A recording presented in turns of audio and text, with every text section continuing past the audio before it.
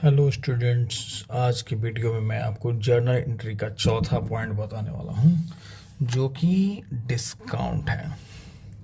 Actually discount क्या होता है? डिस्काउंट जो होता है, कोई भी रिटेलर अगर कस्टमर को किसी भी टाइप का डिस्काउंट देता है जो कि उसके सामान खरीदने वक्त दिया जाता है तो उसे डिस्काउंट कहते हैं। जनरल सी बात है कि सिंपल सी बात है कि it is a deduction allowance. ये एक तरह की कटौती है जो कि अलाउ किया जाता है किस चीज़ पे? प्राइस पे। वो किस चीज़ का प्राइस होना चाहिए? गुड्स पे। Made by the seller to the buyer, मतलब कि बायर के द्वारा जब भी किसी सेलर से सामान खरीदा जाए और सेलर के द्वारा उसके प्राइस में किसी भी तरह की कटौती की जाए तो उस कटौती को हम लोग डिस्काउंट कहते हैं। ठीक है। डिस्काउंट जो होता है अकाउंट्स के भाषा में अगर आप सोचिए तो डिस्काउंट चार तरह का होता है। एक ट्रेड डिस्काउंट, दूसरा कैश डिस्काउंट, तीसरा स्पेशल डिस्काउंट और चौथा आपका हो गया कॉमोडिटी डिस्काउंट। इसमें मैंने आपको बता दिया था इससे पहले की क्लासेस में चारों डिस्काउंट के डेफिनेशन में, लेकिन इसमें जनरली अकाउंट में सिर्फ दो ही डिस्काउंट का यूज होता है। जैसे पहला हो गया ट्रेड डिस्काउंट और दूसरा हो गया कैश डिस्काउंट। सबसे पहले हम जानेंगे कि ट्रेड डिस्काउंट क्या होता है। ट्रेड डिस्काउंट वैसे डिस्काउंट को कहा जाता है जो कि मैन्युफैक्चरर के द्वारा होलसेलर को दिया जाता है। जैसे कि किसी भी सामान को जैसे कि आप अकाउंट्स की किताब खरीद रहे हैं तो अकाउंट्स की किताब अगर आप खरीदते हैं और उसमें आपको 20% रिटेलर के द्वारा डिस्काउंट दिया जाता है तो वो डिस्काउंट जो है वो रिटेलर के द्वारा नहीं दिया जाता है। वो डिस्काउंट मैन्युफैक्चरर होलसेलर को अलाउ करता है, उसका होलसेलर उस सामान को रिटेलर को अलाउ करता है और रिटेलर जो होता है वो डिस्काउंट कस्टमर को अलाउ करता है। तो ये एक तरह का डिस्काउंट जो कि मैन्युफैक्चरर के द्वारा इनडायरेक्ट वे में कस्टमर को दिया जाता है, उस डिस्काउंट को हम लोग ट्रेड डिस्काउंट कहते हैं। और इस ट्रेड डिस्काउंट के पीछे किसी भी रिटेलर सेलर का अपना उसमें कोई कॉस्ट का हिस्सा उसमें खर्च नहीं किया जाता है।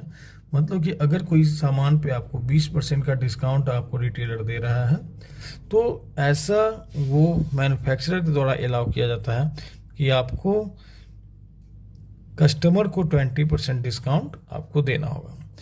तो यहाँ पे आप देख रहे हैं कि ये डिस्काउंट जो होता है उसके सामान के एक्चुअल कॉस्ट का हिस्सा नहीं होता है। इसके लिए हम ट्रेड डिस्काउंट की कोई भी एंट्री नहीं करते हैं।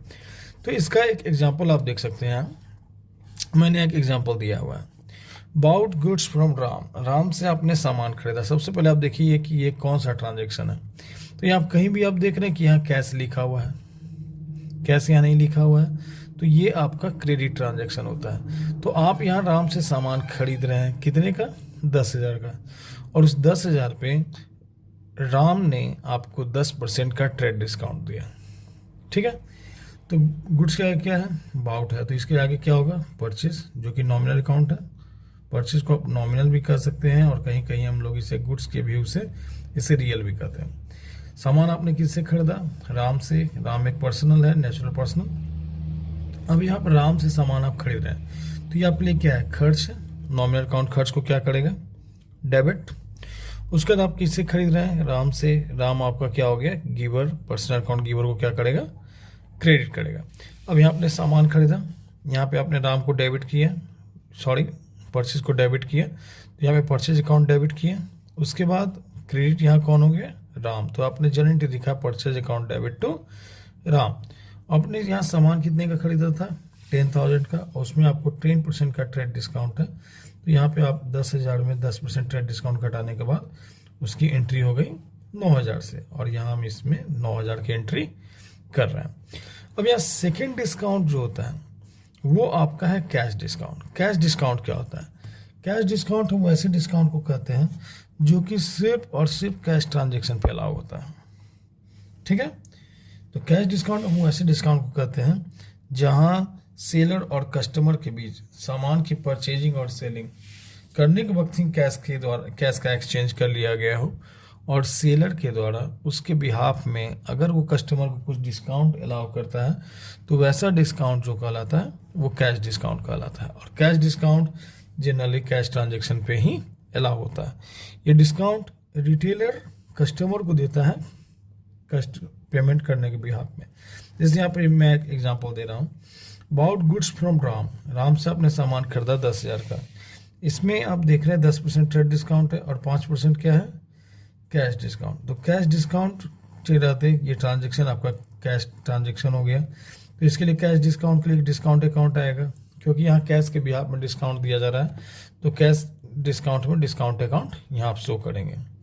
तो डिस्काउंट अकाउंट आपका क्या है, नॉमिनल अकाउंट। उसके लिए ट्रांजेक्शन कैश ट्रांजेक्शन है, तो यहाँ पे राम की जगह हम कैश अकाउंट लाएंगे। तो कैश आपका क्या है, रियल अकाउंट। और यहाँ गुड्स क्या अबाउट है, तो अबाउट क्या हो गया, परचेज नॉमिनल अकाउंट। तो नॉमिनल अकाउंट सामान खरीदने में आपको खर्च हुआ, नॉमिनल अकाउंट खर्च को क्या करेगा, डेबिट करेगा। अब सामान खरीदने में आपके पास से कैश क्या हो रहा है, जा रहा है, तो real account debit what's comes in, credit what's goes out. और उसके बाद अगर आप किसी से सामान खरीदते हैं तो वो आपको डिस्काउंट देगा, तो डिस्काउंट आपके लिए क्या हो गया, इनकम हो गया। इसलिए मैंने इस नॉमिनल अकाउंट को क्रेडिट किया है। तो इसको आप एंट्री के व्यू से आप यहाँ देख सकते हैं। उसको मैंने यहाँ एंट्री के व्यू से यहाँ शो किया है। जैसे purchase account debit to cash to discount. सामान का प्राइस कितना था, 10,000। 10,000 में 10% ट्रेड डिस्काउंट किया, सामान का प्राइस क्या हो गया, 9,000। उसके बाद इस 9,000 में आपने 5% का कैश डिस्काउंट दिया। 9,000 का 5% 450 वो डिस्काउंट में गए। उसके 9,000 के सामान में 450 का आपको कैश डिस्काउंट है, तो ये आपका हो गया कैश का अमाउंट। यहाँ पे आपने देखा कि पहली एंट्री में मैंने आपको बताया कि पहली एंट्री में आपका वो क्रेडिट ट्रांजेक्शन था। सेकेंड एंट्री में आपने देखा कि इसमें ये कैश ट्रांजेक्शन है। अब यहाँ एक छोटा सा एग्जाम्पल मैंने और दिया है, जिसमें पार्टली आपका कैश ट्रांजेक्शन है और पार्टली इसका क्रेडिट ट्रांजेक्शन होगा। जैसे मैंने यहाँ एक एग्जांपल दिया, about a machine ₹50,000 at 10% trade discount, 5% cash discount and 60% on cash. तो 60% कैश होने की वजह से एक कैश अकाउंट आएगा, कैश डिस्काउंट की वजह से एक डिस्काउंट अकाउंट आएगा, और 60% कैश है तो 40% आपका ऑन क्रेडिट नेचर का ट्रांजेक्शन होगा। तो उसके लिए यहाँ पे हम शो कर रहे हैं राम अकाउंट। आपने क्या खरीदा, मशीन आपका क्या है, रियल अकाउंट। मशीन आपने खरीदा, real account debit what's comes in, machine आपका डेबिट हो जाएगा। मशीन आप किससे खरीद रहे हैं, राम से। राम आपका पर्सनल अकाउंट है, राम से मशीन आपने खरीदा, debit the receiver credit the giver. अब आप राम से मशीन खरीद रहे हैं तो आपको डिस्काउंट कौन देगा, राम देगा। तो डिस्काउंट आपके लिए क्या हो गया, indirect income. Nominal account all income and gains are credit. Machine आपने खरीदा, बदले में आपने उसे क्या दिया, कैश। कैश आपके पास से क्या हो रहा है, जा रहा है। Real account debit what's comes in, credit what's goes out. तो यहाँ आप इसको इंटरव्यू से देख सकते हैं। मशीन अकाउंट डेबिट हमने किया to cash to discount to Ram. अब सामान का प्राइस 50,000, 50,000 में आपने पहले 10% ट्रेड डिस्काउंट दिया, तो 50,000 का 10% घट के 45,000 हो गया। अब उस 45,000 में आपका 60% क्या है, कैश है। तो 45,000 में 60% कैश, तो 40% क्या हो जाएगा, क्रेडिट। तो 40% क्रेडिट के लिए आपने किसका अकाउंट खोलना है, राम का अकाउंट। 45,000 का 40% कितना हो गया, 18,000, जो कि हमने दिखा दिया राम में। अब यहाँ 45,000 का 60% आप यहाँ देख रहे हैं, उसमें आपका क्या हो रहा है, 27,000 आ रहा है। तो 27,000 कैश ट्रांजेक्शन में आप यहाँ डिस्काउंट भी दे रहे हैं, 5% कैश डिस्काउंट। तो 27,000 का 5% इक्वल टू कैश डिस्काउंट हो गया 1,350 रुपया, जो कि मैंने डिस्काउंट में दिखाया। उसके 27,000 में जैसे ही 1,350 आप कैश डिस्काउंट दे रहे हैं, वैसे ही 25,650 रुपये ये आ जाएगा आपका कैश के एंट्री में। अब यहाँ पे इससे डिफरेंट आपको मैंने कुछ और भी एग्जांपल्स दिया है। यहाँ पे आप देख रहे हैं कि इसमें हमने कुछ एडिशनल एग्जांपल्स दिए हैं, जिसमें कि आपको 2 एंट्रीज बताया गया है। आप डिस्काउंट के नॉलेज में आपको इसको भी अपने ध्यान में रखना पड़ेगा। जैसे मैंने यहाँ एक एंट्री दिया, purchase goods from Ram. Ram से आप सामान खरीद रहे हैं, सामान का प्राइस कॉस्टिंग प्राइस, ये कॉस्ट प्राइस है। और ये सामान बेचा गया है 25% एबव कॉस्ट पे, मतलब सबसे पहले सामान के प्राइस को 25% से बढ़ाया जाएगा और उसके बाद जो वैल्यू आता है उस पर ये 10% आपको ट्रेड डिस्काउंट दे रहा है। तो यहाँ पे सबसे पहले आप देखिएगा कि ये ट्रांजेक्शन कैश ट्रांजेक्शन है या क्रेडिट ट्रांजेक्शन। यहाँ आप देख रहे हैं कहीं यहाँ पे कैश नहीं है, तो ये क्रेडिट ट्रांजेक्शन हो गया। अब यहाँ गुड्स का क्या है, परचेज, तो यहाँ पर आप सबसे पहले क्या लिखेंगे, परचेज अकाउंट, जो कि आपका नॉमिनल अकाउंट है। सामान आपने से किससे खरीदा, राम से, राम आपका पर्सनल अकाउंट है। अब सामान खरीदने में आपका क्या हुआ, खर्च हुआ, तो nominal account all expense and loss are debit. और आपने सामान किससे खरीदा है, राम से, personal account, debit the receiver and credit the giver. तो आप एंट्री देख सकते हैं परचेज टू राम अकाउंट। अब जहाँ तक इसके अमाउंट के दिखाने की बात की गई है कि इसके सामान का ये कॉस्ट प्राइस है। अब कॉस्ट प्राइस में आप क्या प्रॉफिट जोड़े हैं 25%, तो यहाँ पे 60,000 प्लस 60,000 का 25%, 60,000 का 25% आपका कितना होगा, 15,000 होगा। तो 60 और 15 ये 75,000 इसका क्या हो गया, सेल प्राइस हो गया। ठीक है, अब इस सेल प्राइस पे इसने इसे 10% का ट्रेड डिस्काउंट दिया है, तो इसका 10% कितना हो जाएगा, 7,500।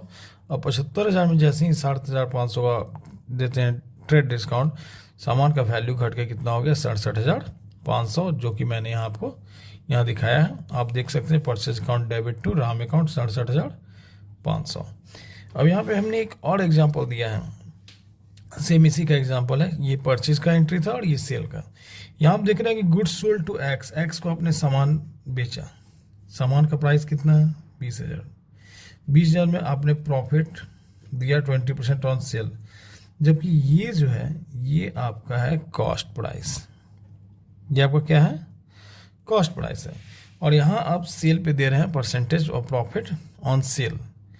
तो यहाँ पे एक छोटे से वर्किंग नोट में आप देख सकते हैं कि अगर प्रॉफिट